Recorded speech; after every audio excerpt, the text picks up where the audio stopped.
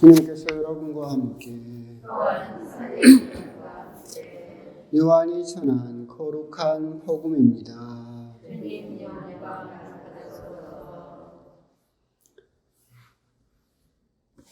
그때 예수님께서 제자들에게 말씀하셨다. 너희 마음이 산란해지는 일이 없도록 하여라. 하느님을 믿고 또 나를 믿어라.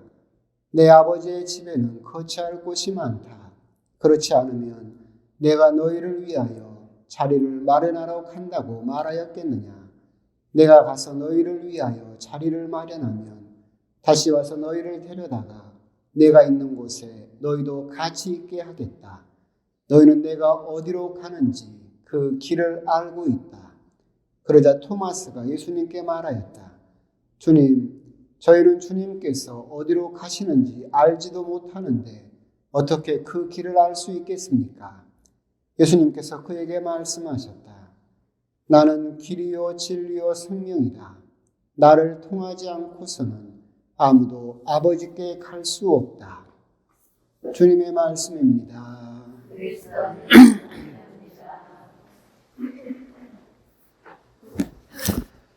참 예수님, 미사가 시작된 지 어제 오늘 또 이틀이 되었습니다. 아직은 익숙치 않아서 여러 가지로 있지만 사정들이 있지만 또 천천히 하다 보면 잘 또 넘어가리라고 생각을 합니다. 오늘 복음은 예수님께서 사실 오늘 복음은 내일 이번 주 주일 복음하고 같은 내용입니다. 그러니까 이야기를 하다 보면 오늘 하는 내용이나 내일 하는 내용이나 다르게 하려고 해도 어차피 또 겹치는 내용도 있기는 하고 그럴 겁니다. 예수님께서 나는 길이요 진리요 생명이다 라고 하시는 당신의 이야기를 하고 계십니다. 사실 나는 길이요 진리요 생명이다 라는 이 말씀을 어제 복음 말씀을 여러분들이 매일미사책을 이렇게 보시면 예수님께서 뭐라고 이야기를 하시느냐면 내가 나임을 너희들이 믿게 하려고 하는 것이다 라고 이야기를 하시죠. 내가 나이다 라고 하는 것은 구약 성경에 나오는 야훼라는 뜻입니다.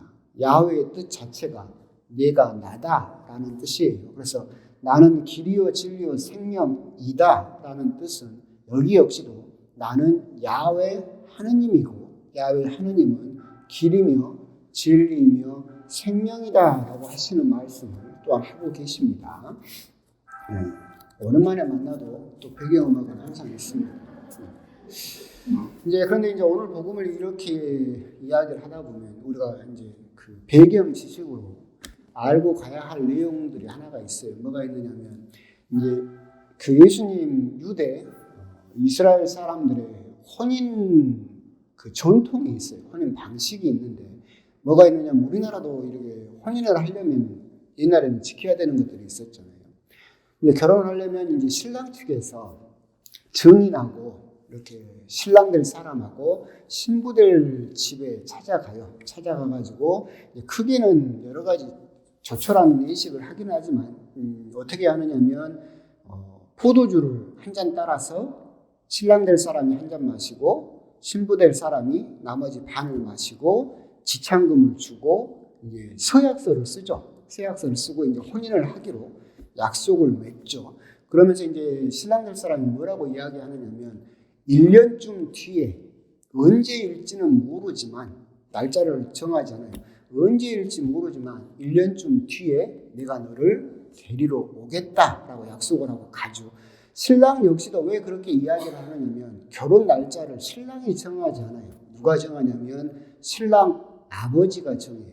그러면 이제 신부는 당연히 그 1년 동안 뭘 하냐면 신부 수업을 하죠. 그럼 신랑은 뭐 하냐면 신혼집을 지어요. 그러니까 신부를 데려와서 데리고 살 집을 1년 동안 짓기 시작해요. 그럼 신랑 아버지가 이렇게 보다가 내 아들놈이 집도 이제 어느 정도 완성되고 이놈이 가장으로서 좀 살만하다 싶으면 가서 데려와라. 그러면 그래서 혼인이 이루어지죠. 오늘 배경이 그거예요. 여러분들 오늘 복음을 곰곰이 보고 있으면 내가 너희를 위하여 자리를 마련하러 간다고 말하고 있다. 예수님은 그렇게 이야기를 하고 계시고, 내 아버지의 집에는 거처할 곳이 많다. 이것은 예수님께서 당신이 순환을 앞두고 그리고 부활을 하고 나서 떠나셨다가, 그래서 떠나시는 것이 마치 혼인잔치, 혼인처럼 뭐 하러 가신 거예요? 우리들이 그러니까 예수님은 어떻게 생각하셨느냐면 당신은 신랑이죠. 혼인잔치의 신랑. 끊임없이 이야기하셨잖아요. 신랑을 빼앗긴 날이 올 것이다. 그때부터 내 제자들은 단식하게 될 것이다. 당신은 신랑이라고 끊임없이 이야기를 하셨어요. 그럼 예수님과 결혼할 신부는 누구예요? 신부가 누구예요? 여러분이라니까. 교회, 우리들이에요. 그래서 우리가 거처할 자리를 마련하러 간다라고 이야기를 하셨고, 그래서 다시 예수님이 언제 우리를 데리러 오겠다고 하셨어요? 그때와 그 시간은 아무도 모른다. 아들도 모르고 천사도 모른다. 오직 누구만 안다?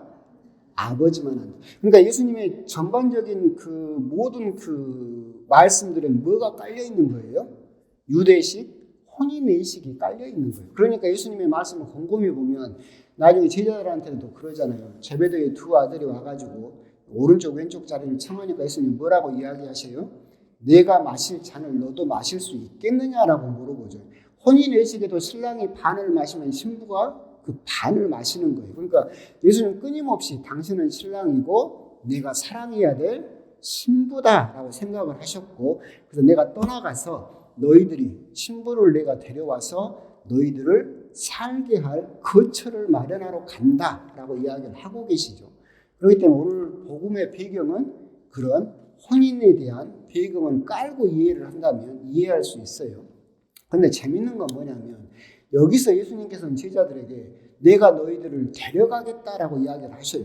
그래서 너희를 다시 와서 거처가 다 마련되면 신랑이 다시 와서 신부인 너희들을 데려다가 내가 있는 곳에 너희도 같이 있게 하겠다. 정식으로 혼인을 맺겠다라는 이야기를 하고 계시죠. 요한묵시록이 그렇기 때문에 혼인에 대한 이야기가 나오는 거예요. 신랑 신부에. 그런데 여러분들이 요한복음 오늘은 14장인데 8장을 보면 또 무슨 이야기가 나오냐면 바리사이파와 율법학자들에게 뭐라고 이야기를 하시냐면 나는 간다. 근데 내가 가는 곳에 너희들은 올 수 없다. 이렇게 이야기를 하죠. 그러니까 바리사이와 율법학자들한테는 뭐라고 하셔요? 똑같아요. 나 간다. 근데 내가 가는 곳에 너희들은 못 온다. 근데 당신 제자들한테 뭐라고 해요?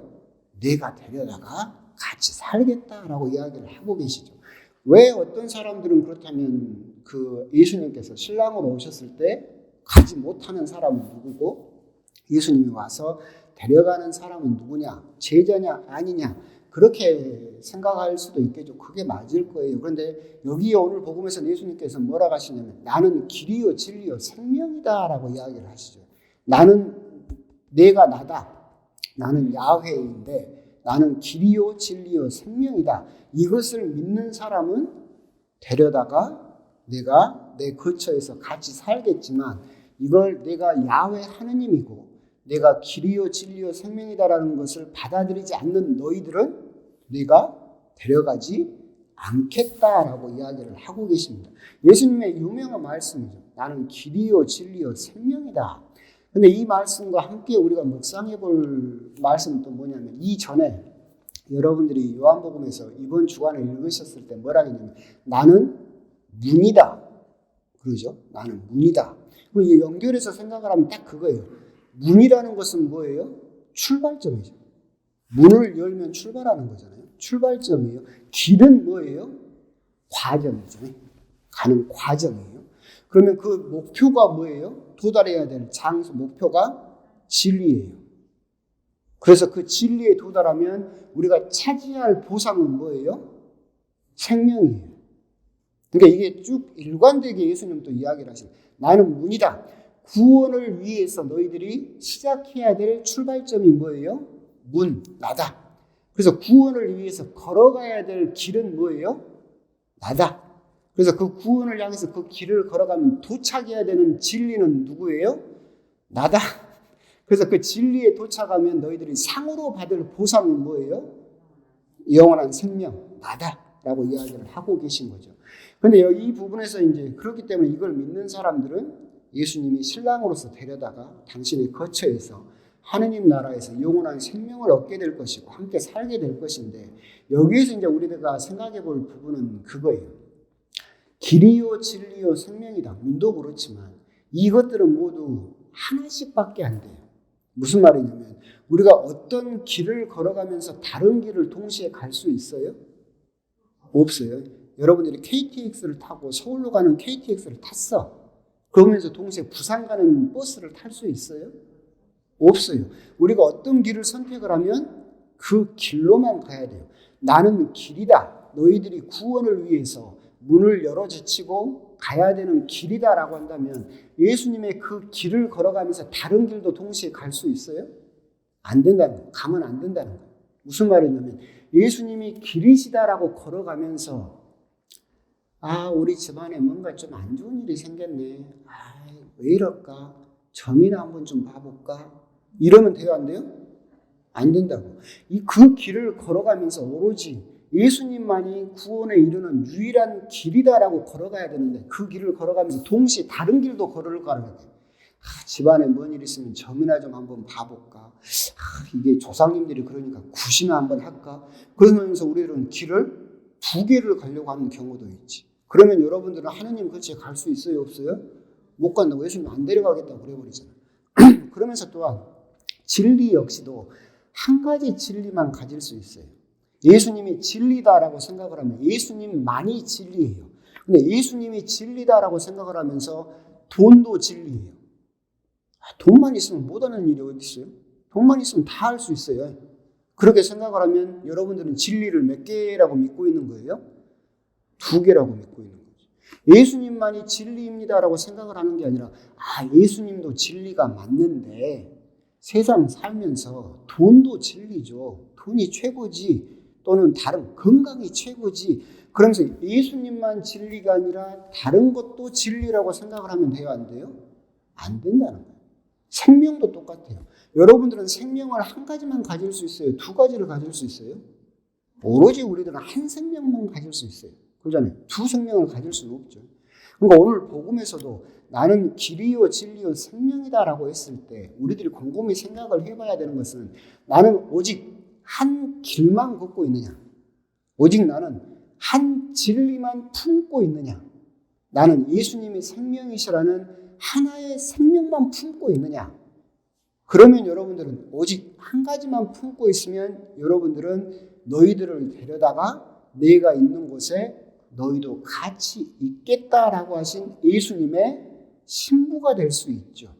그런데 이 길도 갔다가 딴 길도 가고 싶고 이딴 길도 가고 싶고 저쪽 길도 가고 싶고 맨날 헤매고 다니면 여러분들은 신부가 될 수 있어요, 없어요? 없다는 거예요.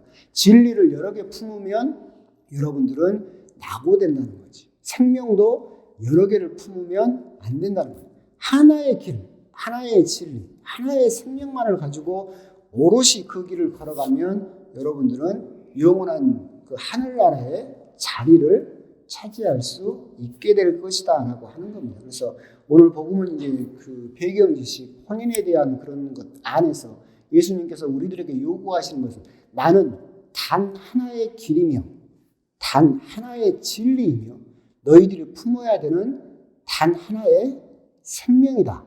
다른 길은 구원을 위한 다른 길은 없다. 구원을 위한 다른 진리는 없다. 구원을 위한 영원한 생명은 나 외에는 그 누구도 줄 수 없다라고 하는 거. 그런 부분을 우리들이 생각을 해야 되고 가끔 세상을 살면서 저쪽으로 조금 끼우다고 저쪽으로 좀 믿고 싶고 이런 생각들이 들 때 우리들은 정말로 내가 예수님의 신부라는 그 하늘나라의 자리를 차지하기 위해서는 결코 갈라져서는 안 될 것이다 라고 하는 거. 그런 부분에 대해서도 묵상을 해보셨으면 좋겠습니다.